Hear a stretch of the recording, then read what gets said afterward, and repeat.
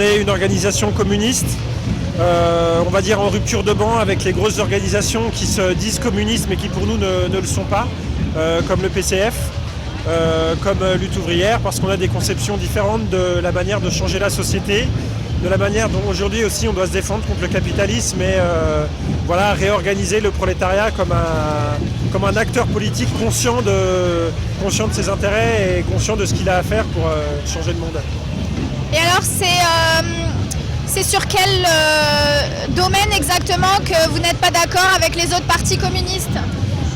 Nous on pense que la classe ouvrière elle doit être mise au centre d'un projet politique.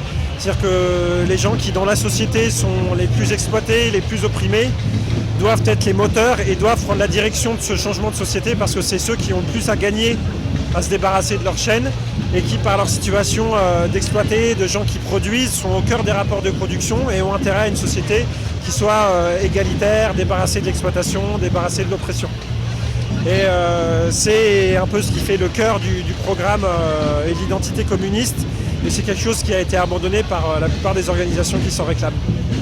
D'accord. Alors évidemment, vous êtes ici à la manifestation du 1er mai contre la réforme des retraites. Ça vous concerne évidemment ?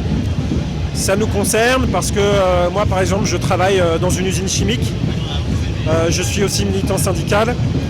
Et la réalité, c'est que au-delà de tous les beaux discours sur le dialogue social, sur la possibilité de s'entendre entre prolétaires et bourgeoisie, au quotidien, ce que je constate, moi, c'est qu'il y a une exploitation sans phare, sans pitié, malgré tout ce qu'on nous raconte, et que l'objectif ultime des capitalistes, là, c'est de restructurer l'économie, de rendre le capitalisme français plus compétitif par rapport à ses rivaux étrangers, etc.